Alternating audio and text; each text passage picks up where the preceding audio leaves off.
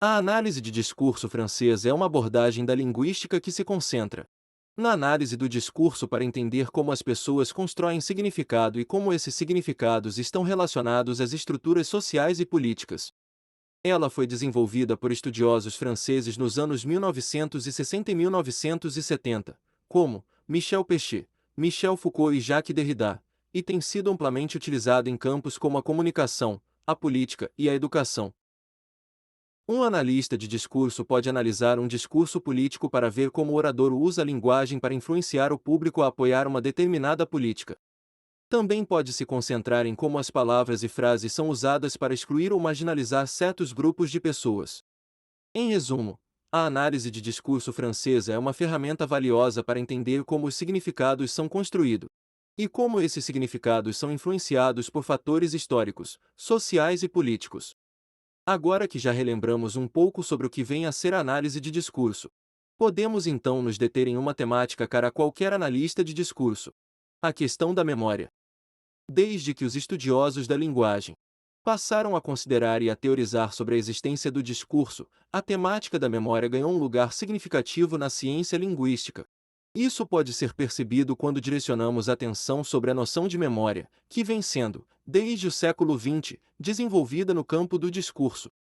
E aqui, cito apenas como título de exemplificação inicial, na chamada vertente francesa da análise de discurso, os trabalhos de Courtine que versam sobre a noção de memória discursiva. Ou mesmo, os trabalhos de Michel Pechet. As reformulações feitas por Moiran sobre a noção de memória interdiscursiva.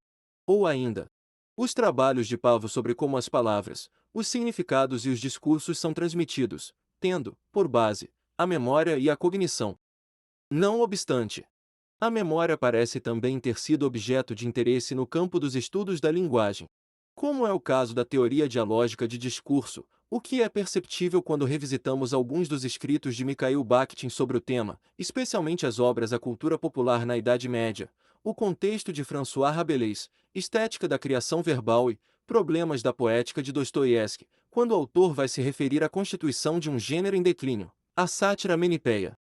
Assim sendo, a percepção acerca da noção de memória, como podemos observar, parece não ser estranha ao campo dos estudos da linguagem e do discurso, seja em sua vertente francesa ou dialógica. Mas podemos dizer que foi a partir do século XX que a humanidade entrou na chamada era digital, o que trouxe, como consequência, o surgimento de outra concepção de memória, aquela encontrada nas materialidades digitais. As primeiras investigações a respeito do tema começaram a ser tratadas no quadro teórico e metodológico dos estudos da análise de discurso francesa. No Brasil, com a linguista e analista de discurso Anne Orlandi, que passa a fazer uma série de reflexões sobre a relação entre a memória e a televisão.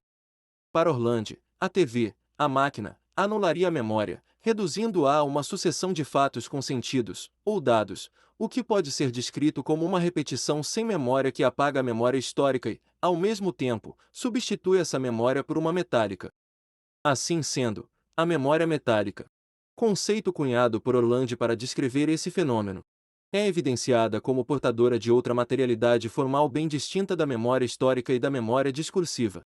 Segundo a autora, a memória metálica, a memória da máquina, não se produz pela historicidade, mas por um construto técnico, sendo marcada pela quantidade e não pela historicidade.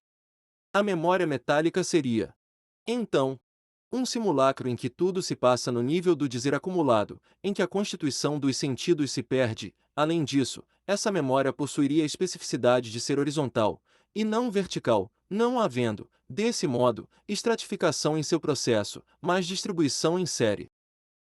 É a partir desse entendimento que Orlandi afirma que a memória metálica trabalharia para que nossa memória discursiva não trabalhasse, para que, quando titubearmos, à beira do sem-sentido, discursos disponíveis com seus conteúdos já lá, nos estejam à mão.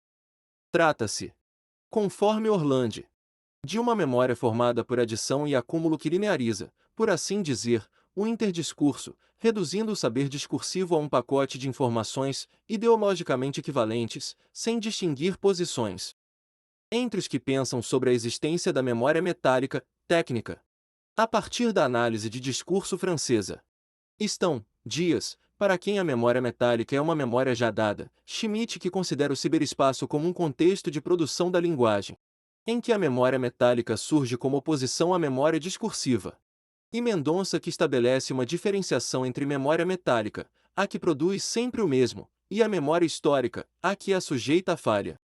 Resumidamente, correndo o risco da falta de precisão, posso dizer que na análise de discurso, a memória metálica é um termo usado para se referir a como as palavras e frases são usadas para evocar uma memória coletiva de eventos históricos ou de outras experiências comuns que estão guardados não só na memória humana mas nas memórias das máquinas. É uma forma de evocar uma imagem ou ideia que é compartilhada por um grupo de pessoas e que é considerada como tendo uma importância significativa para aquele grupo. Por exemplo, um político em campanha na TV ou em rede social pode usar uma frase como "Nunca esqueceremos os nossos heróis do 11 de setembro". E enquanto fala essa frase, mostra cenas do acontecido naquela época para evocar uma memória coletiva dos eventos de 11 de setembro de 2001 nos Estados Unidos, a fim de criar uma ligação emocional com o público. A memória metálica pode ser usada como uma tática para evocar sentimentos de patriotismo, unidade ou outros sentimentos positivos para influenciar a opinião pública. Um analista de discurso pode analisar a linguagem usada em um discurso ou texto para identificar como a memória metálica é evocada e para entender como ela é usada para influenciar a opinião pública. Ou mesmo, como ela é usada para resgatar sentidos. Já lá.